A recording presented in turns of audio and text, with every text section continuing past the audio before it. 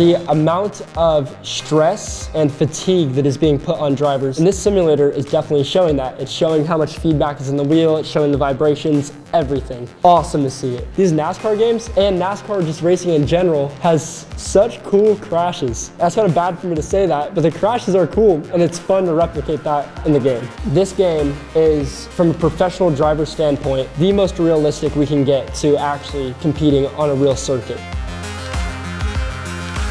Hey Gamologist, welcome back to another episode of Experts React. My name is Chris Nunes, professional race car driver for Mazda Motorsports. Today we're going to be doing a compilation of a bunch of different racing game footage. Before we get into today's video, we have some exciting news to share. Gamology is launching a new show called Ask a Gamer, where we ask 100 gamers like yourselves some fun and possibly polarizing questions. We would love for you, yes, you, to be a part of the show.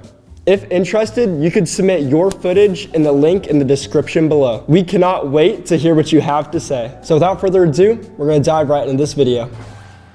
All right, we're starting off with Grid Legends. This game, in my opinion, it's Simcade. Falls into Project Cars, a few other games in that category. But overall, that grid was actually sweet, no pun intended. When they were gridded up right there, they had like a sweet TV camera, some confetti. That's sweet. Lot of aero on these cars, lots of downforce. It's really like a time trial type car. You might see it going through Pikes Peak for sure. This is definitely a fun class to drive with all the downforce in the world. The overall handling of the car, you can get a lot of slip angle with it, which is good. We don't have a very tight understeery car, which we see with some simulator games, but it also only allows you to get so much slip angle. So you can see with his roll speed, that was a good job avoiding there. It only allows him to slide the car so much, which is good, especially when you're learning how to race, how to have the proper lines. It's just a little bit forgiving. And that's what makes this Simcade, is that forgiving cushion you get, and that makes it good for playing with your buddies at the end of the day.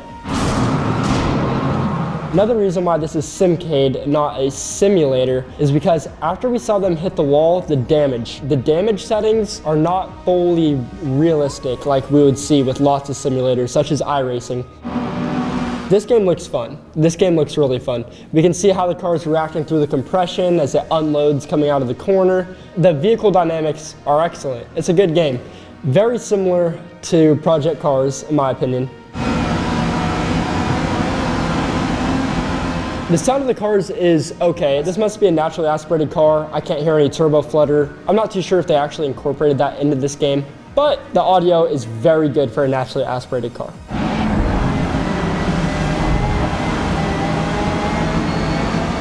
Once again, very important that as we're going through these racing tracks, we're paying attention to those brake markers on the side of the track, which this game did an excellent job displaying those all over. As we come through, we can see all the markers on the side of the track. Very nice, especially as you keep getting more advanced in real life racing or sim racing, to be able to utilize those braking indicators to help give you an advantage on the course.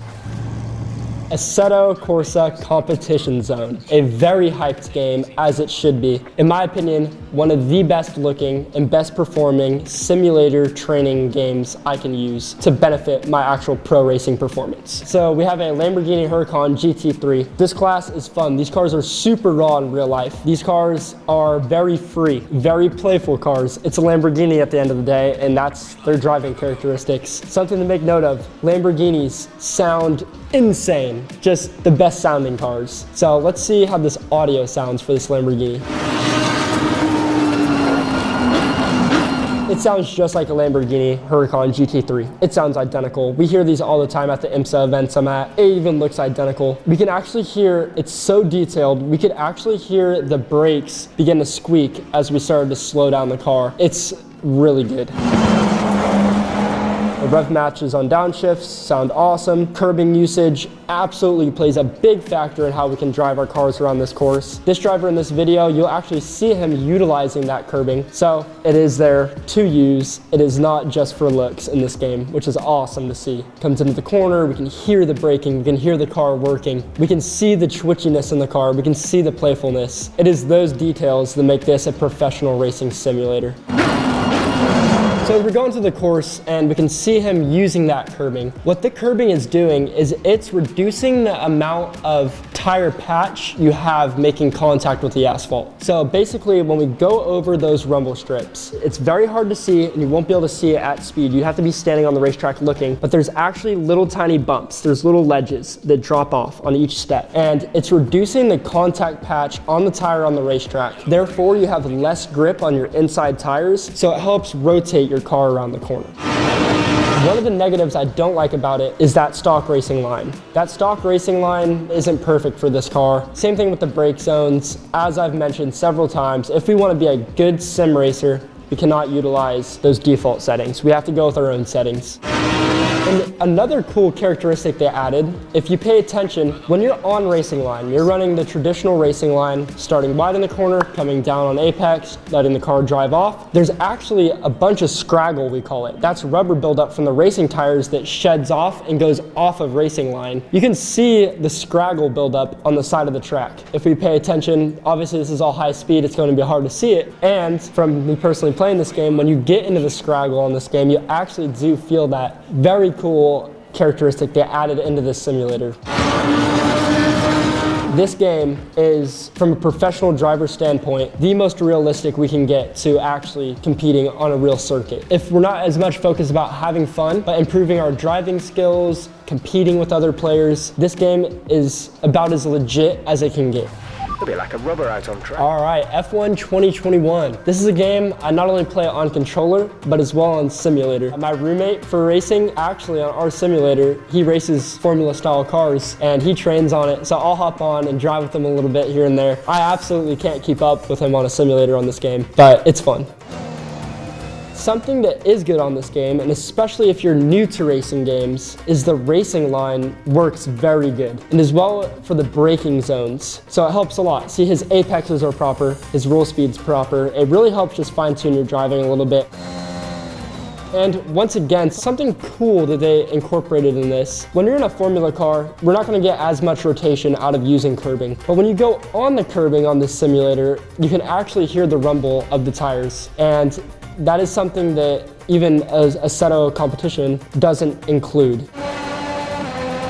In Assetto Corsa, the graphics are as well better than this. Assetto Corsa has Unreal graphics. However, the performance of the Formula cars on this game compared to Assetto Corsa are far better. I've never driven an F1 car, obviously, but these are performing exactly how an F1 car should perform. Very stable, a little bit understeer dominant, but you can tune it out if you would like to. The amount of stress and fatigue that is being put on drivers. Lots of people assume that racing drivers aren't athletes, but this game is demonstrating it perfect when you're having to keep a grip on the steering wheel when you're pulling as many G's as these F1 drivers are. It's definitely very demanding on your body. And this simulator is definitely showing that. It's showing how much feedback is in the wheel, it's showing the vibrations, everything. Awesome to see it. Was Ants that gave them the edge. Mercedes wins again, but not this year. Ferrari's been killing it. This is why it's F1 2021. All right, NASCAR, the good old boys, the good old boy racing. This stuff is awesome. This game is a lot of fun. Personally, I enjoy trying to get in the biggest wrecks I can get in on these NASCAR games. It's just hilarious, but I'm sure this is going to be somewhat more simulation based and a serious race. Sound-wise, this sounds exactly like NASCAR. These sound just like the NASCARs. Something that's very prominent to me and sticking out right off the bat is how the spotter is communicating with this driver. Pay attention for just 5 seconds and listen to what this spotter will be doing as we catch up to this pack. Still there. All clear. 3 wide, 2 outside. 3 wide, 2 outside. It's almost hard to talk over it. It's so bad. This spotter's ridiculous. This spotter's an animal. This guy's literally driving an RC car from his spotter, basically. They're all around. The next important part about NASCAR is drafting. Side drafting, just normal drafting. It's all big, it's all very important. Let's pay attention to how the cars actually suck up in a draft. Right here, now we're getting the toe, we suck up, we're able to overtake. Awesome, very realistic. That is a very nice simulation factor they've included. 3, 2, 1, 3 wide, again. 3, 2, 1, 3. We can actually hear the spotter glitching. So typically a spotter will tell you clear by 1, clear by 2. They'll tell you a little bit of pit stop strategy. They're not going to be telling you every single instance like this. Typically right on the initial point of the corner, that's what I like to know that I'm clear by, because that's where we'll position our car. For clear by 1, that means 1 car length. That means I need to be protective. If it's clear by 2, meaning clear by 2 car lengths, it's a middle line. And then if it's clear by 3 or further back, clear by 4, 5, 6, then it's a qualifying line, meaning we're using full track, trying to get the best lap times we can to check out from the guys behind us and catch the guys in front of us. So that's typically what a spotter should be doing. It's very important to let the drivers focus, because when we're in these race cars, you have to be so focused at task on hand. And if you hear your spotter going clear by 1, 2, 3, guy on outside, inside, left, right, it gets in your head. And at the end of the day, we're trying to eliminate that. When we side draft, in order to do it proper, you need to be within inches to the side of their car. And it's very important that when you have a side draft, as soon as you get up to where the mirror would be positioned on the car, obviously these don't have side mirrors, but in any car that you're drafting, when you get up to the position where the mirror would be, you need to make sure you pull off of that driver. And the reason for that is because once you start to pass them and they come up a little bit behind you, they'll side draft back. You get this effect going right here. So it's important to make sure when we're side drafting, we don't do that.